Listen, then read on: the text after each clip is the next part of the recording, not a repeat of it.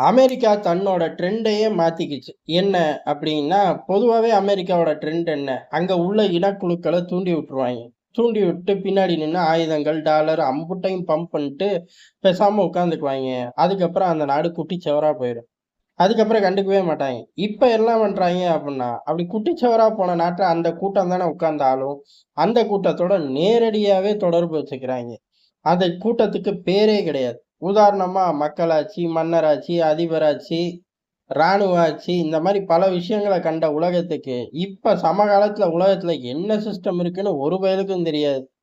காரணம் என்ன? உலகத்துல ஏகப்பட்ட நாடுகள்ல ஏதோ ஒரு கூட்டம் உட்கார்ந்து ஆளும். உண்மைய சொல்லப்போனா அமெரிக்கா அந்த தலைவனுக்கு விலையே வச்சிருப்பாய்ங்க. டிக்கெட்ட கிழிச்சு தந்தா இம்புட்டு டாலர் தரேன் அப்படிம்பாய்ங்க. கடைசியில அவன் கூட உட்கார்ந்து வெள்ளை மாளிகை அதிகாரி கை குடுப்பாரு. ட்ரம்ப் பாத்து, "ஏய் கோட் ஷர்ட்ல நல்லா தான்ப்பா இருக்க" அப்படிம்பாரு. அம்புட்டு கருமம் பிடிச்ச வேலையும் பார்க்குறாய்ங்க. என்ன ஒண்ணு தட்டி கேட்க ஆள் இல்ல. சரி கிடக்கட்டும். இப்போதைக்கு என்ன பண்றார்கள் அப்படிங்கிறத ஒத்த பேஸ் வேணும்னு பங்களாதேஷ கிளச்சு போட்டாய்ங்க. கிளச்சு போட்ட பங்களாதேஷ யூனுஸ வச்சு ஆண்டுக்க அப்படின்ட்டாய்ங்க. தேர்தல் கிடையாது, சட்டங்கள் கிடையாது, திட்டங்கள் கிடையாது, எதுவுமே கிடையாதுடா. எதுக்குடா ரோட்டுக்கு வந்தீங்க? அரசாங்க வேலையில இடஒதுக்கீடு. அத கேட்டுக்கிட்டே திரி. ஏன் அரசாங்கமே அங்க இல்ல அப்படின்னு சிம்பிளா கிளம்பி போயிட்டாங்க. இவ்வளவு தூரம் சேட்டைய செஞ்சுட்டு, அங்க என்ன கவர்மெண்ட் இருக்குன்னே தெரியல. ஆனா அந்த கவர்மெண்டோட இணைந்து ஒரு கூட்டு பயிற்சி. பசிபிக் ஏஞ்சல்ஸ் அப்படிங்கிற பேர்ல. பேர் வைக்கிறதுக்கு ஒண்ணும் குறைச்சல் இல்ல. டக்கு டக்குன்னு இது ஒண்ணும் புதுசு கிடையாது. ஏற்கனவே 2 ட்ரில்ல முடிச்சுட்டாய்ங்க. 3வது ட்ரில் வருது. ஆனா காலமும் சூழ்நிலையும் அப்படிங்கிறது நாடுங்கிற அந்தஸ்துல இல்ல. அப்புறம் என்ன அந்தஸ்துல இருக்கு? அது ஒரு தீவிரவாத கூட்டம் மாரியே இருக்கு. அவர்களோட சேர்ந்து இவர்கள் பயிற்சி. விளங்குமா? பக்கத்துல உள்ள அம்புட்டு நாட்டுக்கும் ஹீட்ட ஜெனரேட் பண்ணி தான் தொலையும். இதுல இந்தியா இருக்கு. காரணம், பல எல்லைகள் வடகிழக்கு பகுதிகள ஃபோக்கஸ் பண்ணி தான் தொலைக்கிறாய்ங்க. எதுக்கு? வடகிழக்கு பகுதியில ஏற்கனவே 1000 உள்ளூர் பிரச்சனை இருக்கு. அந்த உள்ளூர் பிரச்சனையோட வில்லும் அம்போட சுட்டிக்கிட்டு இருக்கிற ஆட்களுக்கு துப்பாக்கிய தந்தாய்ங்க. இப்ப துப்பாக்கியோட ஒரு நல்ல பயிற்சியும் தந்துட்டா எப்படி? அப்படிங்கிற யோசனையோட உள்ள வந்திருப்பாய்ங்க. 1. 2வது சீனாவுக்கு செக் வைக்கிறது. கிடைச்சா கேப்ல எல்லா திசைக்கும் செக் வைப்பார்கள். அதனால இந்தியா உஷாராக வேண்டிய காலகட்டம். இந்தியாவும் உஷாராயிருக்கு. காரணம் என்ன? இப்ப பாகிஸ்தான தூக்கிட்டு வந்து நிறுத்துனா, பாகிஸ்தான மிதிச்சு விரட்டி அனுப்பிச்சு விட்டுருவோம். அதே சமயம் சீனாவ காட்டி பயமுறுத்துனா, சீனாவ நாங்களே சமாளிச்சுக்கிறோம்னு அமெரிக்காவையே மிதிச்சு விரட்டி விட்டுருவோம். இப்ப பங்களாதேஷ் விவகாரத்துல மட்டும் என்ன மாத்தி நடக்க போகுது? அதே ஃபார்மட்ல வேற ஏதாச்சும் நடக்கும் அப்படின்னு சொல்லி இந்தியா சம்பவம் பண்ணி விட்டுருச்சு. மியான்மர்ல அங்கேயும் நாடே கிடையாது. ராணுவம் ஒரு பக்கம், இன்னொரு பக்கம் கிளர்ச்சி படை 2லயுமே இந்திய தொடர்பு அப்படிங்கிறது இருக்கு.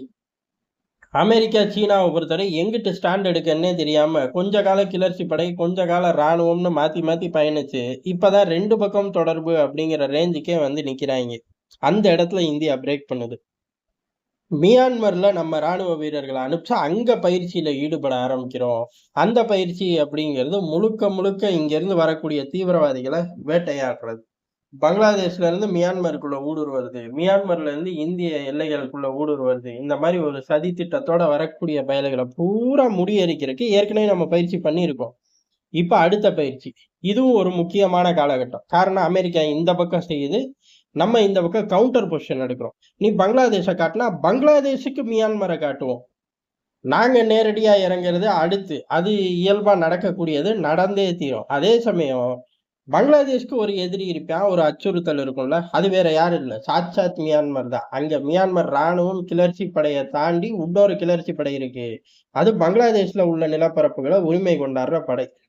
இப்ப வெளிப்படையா ராணுவத்தோட ட்ரில்லு. இது எதுக்கு அப்டின்னா, வெளிப்படையா ஊடுருவக்கூடிய ஆட்கள முறியடிக்கிறது. அப்ப இந்த 2 பயலுக சும்மா இருப்பாங்களா? காரணம் கிளர்ச்சி படை கைவசம் தான் ஏகப்பட்ட சதவீத நிலப்பரப்புகள் இருக்கு. அதே மாரி பங்களாதேஷ குறி வச்சு காத்துக்கிட்டு இருக்க படைகள் கூட ஏற்கனவே இந்திய தொடர்பு அப்படிங்கிறது வலுவா இருக்கு. இப்ப கண்ணுக்கு தெரிஞ்சு மியான்மர்ல ஒரு பயிற்சிய ஆரம்பிச்சிருக்கோம். கண்ணுக்கு தெரியாம அமெரிக்காவுக்கு தெரியும், புரியும். இந்த போக்கு காட்டுன டிராமாவோட நிறுத்திக்க வேண்டியதுதான். காரணம் பாகிஸ்தான தூக்கி வச்சு சோறெல்லாம் ஊட்டுனாய்ங்க. பதிலுக்கு சீனாவோட ஜன்னல தான் தொறந்தோம். உடனே மிரண்டு போய் பாகிஸ்தான இப்ப ஐநால பலுசிஸ்தான மொத்தமா முடக்குறோம்னு சொன்ன ப்ராமிஸ காத்துல பறக்க விட்டாய்ங்க. அதே போல தான் நடக்கும். பங்களாதேஷ்ல கொஞ்சம் கூடுதலான வித்தியாசங்களோட நடக்கும். காரணம் என்ன? அது ஒரு நாடு. ஒரு நாடு அணு ஆயுதம் அப்படின்னு ஒரு டிசைனா போய்கிட்டு இருக்கு. இங்கதான் ஒண்ணுமே கிடையாது. அம்புட்டு பைய கையிலயும் துப்பாக்கிய குடுத்து, இந்த எல்லைகளுக்கு திருப்பலாமா? சீன எல்லைகளுக்கு திருப்பலாமா? இல்ல துப்பாக்கிய குடுத்துருவேன்னு சொல்லியே ஹீட்ட ஜெனரேட் பண்ணலாமான்னு பல வெர்ஷன்கள எடுப்பாய்ங்க. எல்லா வெர்ஷனும் ஃபெயிலியர் ஆயிரும். ஏன்னா கவுண்டர் பொசிஷன் இந்தியா மிக சீக்கிரம் எடுத்துருச்சு அப்படின்னு அமெரிக்காவுக்கும் புரிய வச்சுட்டோம்.